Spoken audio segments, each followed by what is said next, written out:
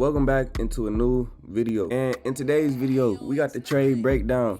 And this trade in particular was one of the fastest trades that I've had this year as of yet. We actually caught this trade, I believe, on Wednesday, Tuesday, I can't remember, but we're gonna get to it in this video. Before this video starts, I have a community on Discord where we send in our trades, we talk trading, we talk finances, we talk everything, we talk life, man. If you would like to be a part of that community, join the link in the description. You won't be disappointed at all. But without further ado, man, enough with all the yapping, enough with all this. Let's get right into this trade breakdown.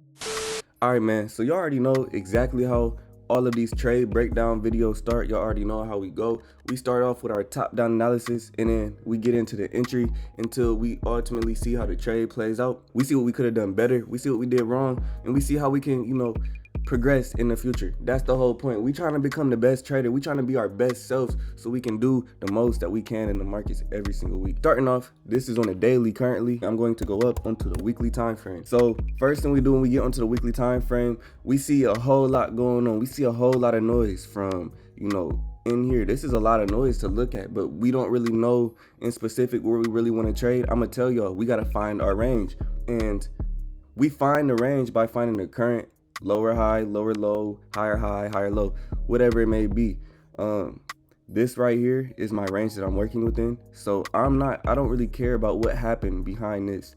All I really care about is what's going on inside of this box, inside of these orange lines currently. These candles inside that green box are the ones that's making the current decisions for me. So this is basically where my eyes is at right now. And as you can see, we are also underneath the EMA. If I zoom in, you can see inside of this, we are underneath the EMA. That's one confluence that also makes me kind of want to sell a little bit. It gives me a little bit of encouragement to be like, sellers is kind of more so in control. But not only that, I also noticed on the weekly time frame that this one weekly candlestick, like, it didn't go off the past 4 weeks of price.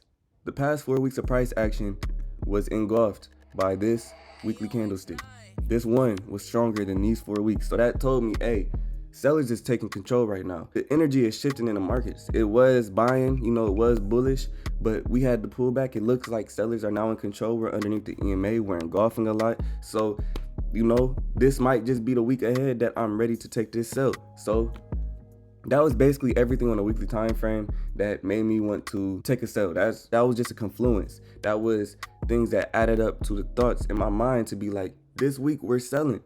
I don't want to look for anything else but sales. I don't want to buy nothing. I'm looking for sales. So then this is where we drop down onto the daily. Now when we get onto the daily time frame, we see how price is still underneath the EMA. This is a Friday. I have it in this replay mode because we're going to go through it live and see exactly how it happened for me in real time. So yeah, I waited for the daily to have a little bit of a pullback because I see that we took a lot of energy to sell off.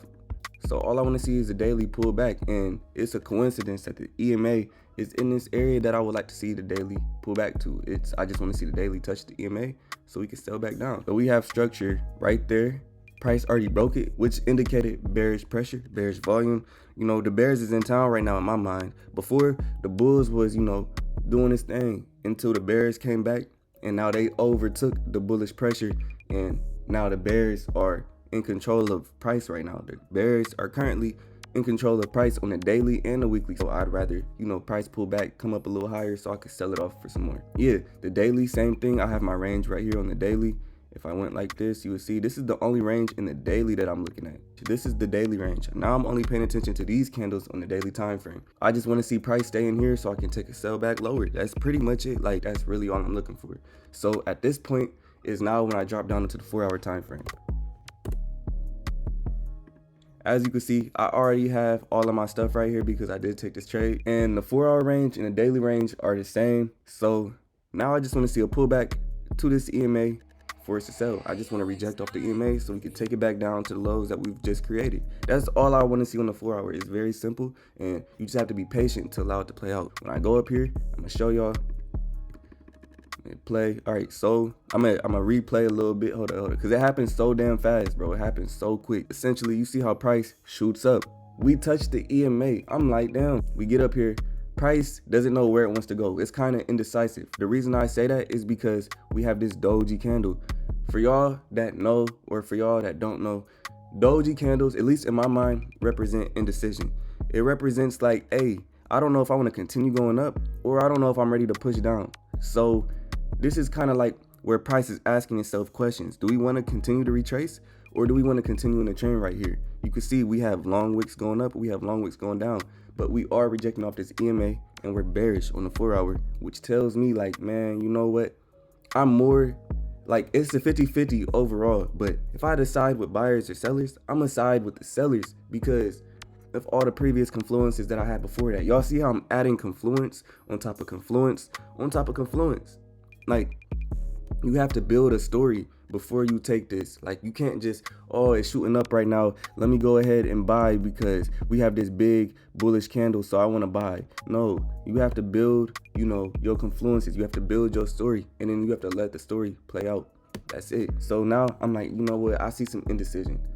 Low key, man, I'm halfway ready to go ahead and, you know, look for sales here soon. We're in session. Like, you know what, let me drop down to my time frames. Let me see if I can get any type of shifts or any type of, you know, entry signals that's going to let me or allow me to enter this trade. And this is when I drop down into the 30 minute, or no, this is when I drop down to the 15 minute. And in my mind, I seen how price was on this bullish trend on the 15 minute. Now we're bearish again, and it's crazy. It's real crazy that I drew this out like that, because it's just a coincidence. Like, these is all coincidences that these are all happening. Like, all these confluences are happening at once. Like, it's a coincidence, man. You see a left shoulder, a head, a right shoulder. Even if you want to draw it up right here, because I see it right here as well. Like, it's wild, man, how all these confluences start to happen when price is ready to move in the direction of the trend. Like, it's just crazy how the story always begins to unfold this way, especially when I'm using the strategy that I'm using. It's just break and retest. Like, it always happens. Whenever price is ready, it does what it does. And these are confluences that I notice every trade that price does whenever it's ready. I just wait for this to set up, and whenever I see this, I have already entered in the trade right around here, I'm pretty sure, because y'all can see my entry. So I must have entered in on this candle right around here, and this is what happened. Almost instantly, man. Y'all see how we didn't even get in no sort of drawdown. But y'all see, man, y'all see the power of this. Y'all see how it instantly just went straight down. It just went straight down and went straight for the lows on the 4 hour. This is what it looked like a big ass bearish candle that just pushed straight off the EMA. And y'all seen how we sunk the time frames in real time. It's not just placing the trade with the side of all the confluences. It's doing that at the right time. You have to wait for it to set up, and you have to know when it's time to strike. Trading is a lot like hunting. When you hunting, you see hunters, they set their traps, you know, they set the bait up, they do all of that stuff, and then they wait for the animal to come and bite the bait. When the animal bites the bait, they take a deep breath in, they do whatever they gotta do, they pull that bow back, and they make sure you lined up, they make sure you right on sight, they make sure they got their target right in their eyes, and they don't hesitate. When they see it, when it's time to go, they let that thing go and they take the shot. They trust themselves to make that shot, and guess what, a high percentage of the time they're hitting their shots rather than losing their shots. It all ties in, and it's a lot similar to trading. Trading is like a hunting game. So we hunt down the markets that we would like to trade, we hunt down the markets that have the best setups, and then we trust ourselves to take them when the time is right. We allow it to set up, we allow the market to bite the bait, and as soon as the market bites that bait, and as soon as we focused in, we locked in, we dialed in, we take the shot, man. We take the shot. Make sure y'all taking the shot, bro. Trust yourself. But just make sure you taking the shot on a proper setup. Have it all systematically in sync, and do your thing, man. It's not always so cut and dry, this clean. It don't always happen this way, which is why you have to understand your setup, and you have to understand the markets on a deeper level. But it just comes with time and practice. For the most part, man, it is that simple. I'm telling y'all, it's that simple. It's that simple. But this was one of the fastest ones. As y'all can see, entry points at TP, that was 1 hour, man.